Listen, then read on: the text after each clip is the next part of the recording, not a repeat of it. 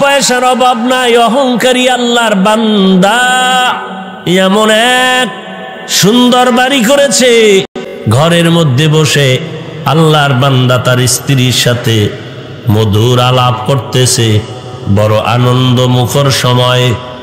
এমন মোহাব্বতের আওয়াজ, হঠাৎ করে বাড়ির দরওয়াজায় আওয়াজ শুনতেছে, কে যেন ডাক দিয়া কয়, আল্লাহ কারীম আমারে কিছু ভিক্ষা দাও। ভিক্ষুক দেখলে একদলের মাথা নষ্ট হয়ে যায়। মেহমান যারা দেখতে পারে না, এরা জীবনে কেউ ভিক্ষা দেয়নি।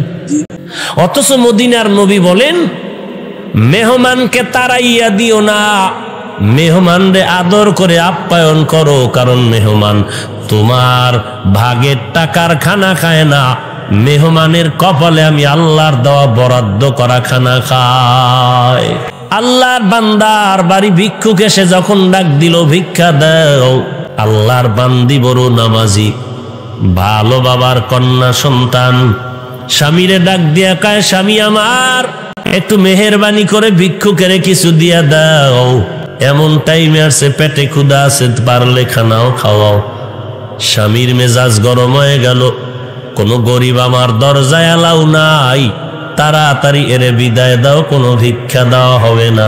স্ত্রী ডাক দিয়া কয়, স্বামী আমার বাবা বড় একজন ভালো মানুষ, কোনোদিন কোনো মানুষের সাথে খারাপ আচরণ করে নাই, কিছু পারলে দিয়া দাও, আমি তারে খালি হাতে ফিরাইয়া দিতে পারবো না, কারণ আমার আব্বা জানের দেখেছি কোনোদিন কোনো সায়েল রে খালি ফিরাইয়া দেয় নাই। আমার আল্লাহ তো কোরআনে বলেছেন, কোন সায়েল ভিক্ষুকের ধমক দিয়া তাড়ায় দিও না। স্ত্রীর কথা স্বামীর কানে ঢুকে নাই, মাথা গরম হয়ে গেল, টাকার অহংকার, বলে তুমি যদি না পারো আমি নিজেই জবাব দেই। ভিক্ষুকের কাছে দরজা খুলিয়া এমন গালাগালি শুরু করলো, লজ্জা নাই।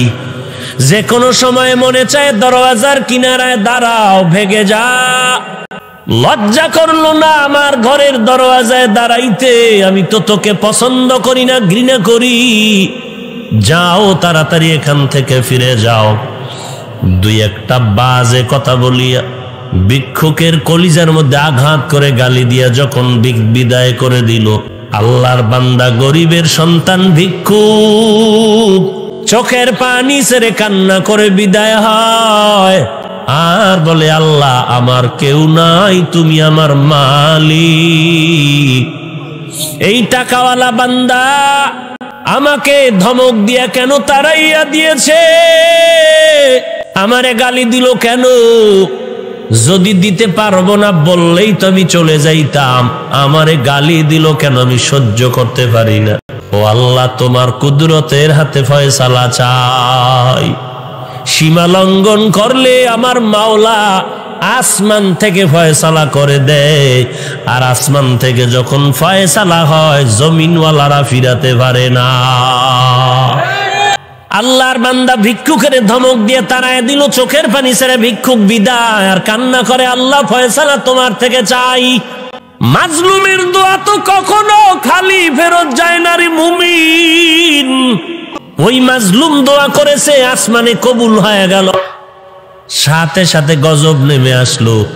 এমন কিছু বিপদ চেপে আসে, বান্দা বুঝতেও পারে না যে তার উপরে বিপদ চলে।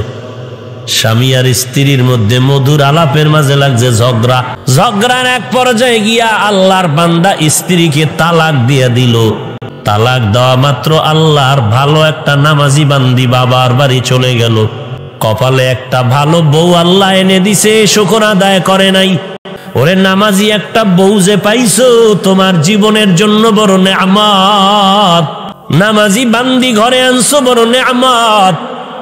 নামাজি সন্তান ঘরে পেয়েছো, বড় নেয়ামত।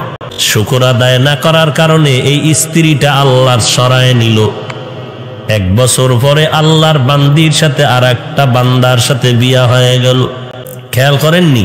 এইবার আর একজন স্বামীর ঘরে যখন গেল, ওই আল্লাহর বান্দি ভালো একজন স্বামী পাইল, বড় নামাজি, বড় দিনদার, যদিও গরিব।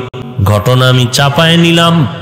আল্লাহর বান্দা যখন এখন নতুন বিবি পাইয়া আল্লাহর বান্দি নতুন স্বামী পাইয়া সংসার চলতেছে, নতুন ভাবে চলতেছে, বড় দিনী পরিবেশে দোনোজন আল্লাহর বান্দা বান্দি দিনদার। কারণ দুই হাতে তালি বাজে, এক হাতে বাজে না। স্বামী আর স্ত্রী দোনোজনার মন যদি দিনের দিকে আকৃষ্ট হয়, ওই ঘরে কালেমার বাতি জ্বালাইতে দেরি হয় না। এবার তার উপরে একদিন পরীক্ষা নেমে আসলো। তারাও একদিন ঘরের মধ্যে বসিয়া মধুর আলাপ করতেছিল। হঠাৎ করে দরওয়াজার সামনে ভিক্ষুক এসে ডাক দিল, আল্লাহ কারীম, আমারে ভিক্ষা দাও। এবার স্ত্রী না, স্বামী বলে, স্ত্রী কথা বন্ধ করো, আল্লাহর মেহমান আসছে, মেহমানদারি করা আমাদের জন্য বড় সুন্নাত। স্বামী বেচারা দরজা খুলিয়া সালাম দিয়ে বলেছেন, আসো। ঘরের মধ্যে বসাইয়া মেহমানদারি করাইলেন। আর ভিক্ষুকের বললেন, খানা খেয়েছেননি? বলে না। দুপুর বেলাও শেষ হয়ে গেল, এখন খানার তরকারিও তো তেমন নাই, বিবি যা আছে দাও। বলে ডিম ভেজে দিলাম। একটা ডিম বা যে কোনো একটা তরকারি দিয়া খানা দিছে। স্ত্রী পর্দার আড়াল দিয়া হঠাৎ করে নজর পড়ে গেছে ভিক্ষুকের দিকে। স্ত্রী ঘরের মধ্যে গিয়া চোখের পানি ছেড়ে ছেড়ে কান্না শুরু করেছে। এবার স্বামী ডাক দিয়া কয়, বিবি তুমি কেন কাঁদলা? স্ত্রী ডাক দিয়ে বলে, আমি আল্লাহর কুদরত দেখে দেখে কান্না করতেছি। স্বামী ডেকে বলে, তুমি আল্লাহ পাকের কি কুদরত দেখে কান্না করতেছো? বলে, আমি যেই ভিক্ষুকেরে তুমি সামনের ঘরে খানা দিয়েছো, আমি তাকায় দেখলাম ওই ভিক্ষুকের চেহারা আমার আগের স্বামীর চেহারার মতো দেখা যায়। কাদের কুদরত দারি বার কামাল, আন্তা রব্বি আন্তা হাসবি জুল জালাল, তুহি কাদের জলিলুল্লাহ জাহাদার, বাহার হালে তুহি মেরা নেগাহদার। এবার স্বামী ডাক দিয়া কয়, বিবি তুমি একটু সাইলেন্ট হয়ে যাও, চুপ করো। এবার আমার থেকে শুনো, আমার বিবি, আল্লাহর নেয়ামতের শুকর আদায় করলে আল্লাহ বাড়ায় দেয়, গাদ্দারি আর বেঈমানি করলে আল্লাহর নেয়ামত আল্লাহ কমায় দেয়, সিনায় নিয়ে যায়। বিবি শুনে নাও, ওই স্বামীর ঘরে থাকতে কি তোমার বাড়ি কোনো ভিক্ষুক গিয়েছিল? বলে, হ্যাঁ, একজন ভিক্ষুক এসেছিল। বলে, কেমন ব্যবহার করা হয়েছিল? বলে, আমার স্বামীকে বুঝাইয়া পারি নাই, ভিক্ষুকের ধমক দিয়া গালি দিয়া বিদায় দিয়েছে। বলে, তারপরে কি হয়েছে? আমার ওই স্বামী আমার সাথে ঝগড়া করে তালাক দিয়েছে। বলে, ও বিবি, আল্লাহর কুদরতের কথা শুনে নাও, তোমার মতো একটা ভালো বিবি পাইয়া যখন নেয়ামতের শুকর আদায় করে নাই, ওই ভিক্ষুকের সাথে অহংকারী করে উল্টা পাল্টা কষ্ট দিয়েছে। ভিক্ষুকের চোখের পানি আল্লাহর আরশে আজিম পর্যন্ত চলে গেছে। আল্লাহ তোমার মতো নেয়ামতের স্ত্রীটাকে ওর কপাল থেকে ছিনাইয়া আল্লাহ সরায় দিল। আর ওই দিনের ভিক্ষুক যারে ধমক দিয়ে তাড়াইছে, ওই ভিক্ষুক আর কেউ না, আজকের আমি তোমার নতুন স্বামী ছিলাম ওই দিনের ভিক্ষুক। আমি আল্লাহর কাছে চোখের পানি ছেড়ে কান্না করেছিলাম, আল্লাহ পাক আমার চোখের পানি কবুল করেছেন। তোমার মতো বান্দিটা আমার কপালে আল্লাহ হাদিয়া হিসেবে দান করেছে। ওই সময় এক মুঠ চাউল আমারে দিতে রাজি হয় নাই, আর আল্লাহ আমাকে চালের মালিক সহ আমার ঘরে পৌঁছায় দিয়েছেন। আমি আল্লাহর কাছে সিজদায় পড়ে শুকর আদায় করলেও শেষ করা যাবে না। হামদুলিল্লাহ শুকরে লাগায়া জুলমিনান, হাজরিয়া নাজরি বরহালে মান। আল্লাহর নেয়ামতের শুকর আদায় করো রে গোলাম। আমাকে আল্লাহ মানুষ বানিয়েছেন, আল্লাহ আমাকে আখিরি নবীর উম্মত করেছেন, আহলে হক ওলামাদের ব্যানারে আল্লাহ আমাকে থাকার তৌফিক দান করেছেন। আমাকে আল্লাহ একটা নেককার স্ত্রী দান করেছেন, আল্লাহ আমাকে হালাল রিজিক দান করেছেন, আল্লাহ পাক আমাকে অঙ্গ প্রত্যঙ্গ ভালো রেখেছেন, আল্লাহ 5 বেলার নামাজ পড়ার তৌফিক দান করেছেন, আল্লাহ আমাকে আল্লাহর হুকুম মতো চলার তৌফিক দান করেছেন। কত মানুষের বুঝাইলো টুপি মাথায় দিতে চায় না, ও আল্লাহ তুমি আমাকে নামাজ পড়ার তৌফিক দান করেছো, ওই মানুষটার পাও ধরলেও নামাজে যাইতে চায় না, আর আমি বান্দা আজান শুনলে ঘরে থাকতে চাই না। ও আল্লাহ তোমার বড় নেয়ামত পেয়ে গেলাম। দুনিয়াতে যত বড় বড় নেয়ামত আছে সব থেকে বড় নেয়ামত হলো ইহদিনাস সিরাতাল মুস্তাকিম, একমাত্র সঠিক পথে জান্নাতে যাওয়ার পথের হেদায়াত হলো বড় নেয়ামত।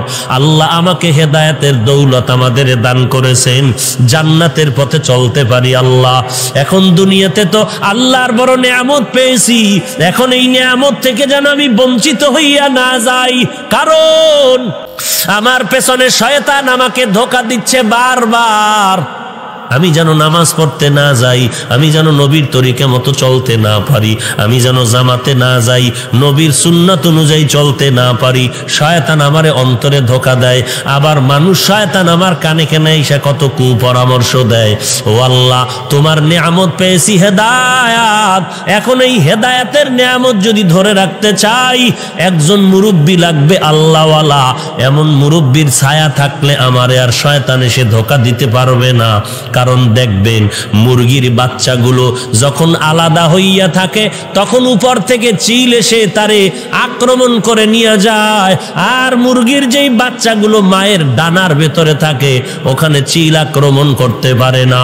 এই জমিনের মানুষগুলো নবী নাই, আবু বকর নাই, সাহাবায়ে কেরাম নাই, আমরা বড় মুরব্বি হারা, এক এক করে সবাই চলে গেছেন, আমরা এতিমের মতো চলতেছি। এখনো বাবা মুরব্বির ছায়া থেকে আলাদা চলিও না, মাযহাবের পর্দার থেকে বের হইয়া গায়ের জোরে মাস্তানিয়ার অহংকারী করে আবু হানিফার বিরোধিতা করিও না, আল্লাহওয়ালাদের বিরোধিতা করিও না। আল্লাহওয়ালাদের ডানার মধ্যেও যদি থাকতে পারো ওই কোনো বেঈমান মুনাফিকেরা ধোঁকা দিয়া ঈমান কেড়ে নিতে পারবে না। আল্লাহওয়ালাদের ছায়ায় চলো, আল্লাহওয়ালাদের ছায়া অনুযায়ী চলো রে বাবা। আল্লাহর কাছে দোয়া করো, হে আল্লাহ তুমি আমাকে তোমার খাস ওলিদের ডানার মধ্যে থাকার তৌফিক দাও, রহমতের চাদর নিয়ে চলার তৌফিক দাও, 5 ওয়াক্ত নামাজি বানায় দাও। মা ও সন্তান, তোমার মা বাবা তোমার জন্য বড় নেয়ামত, ওই মায়ের থেকে জান্নাত কামাই করে নাও, বাবার থেকে দোয়া নাও, তোমার ভালো কোনো শিক্ষক যদি থাকে দোয়া নাও, এলাকায় যদি তোমার কোনো মুরব্বী থাকে দোয়া নাও, বড় ভাই থাকলে দোয়া নাও।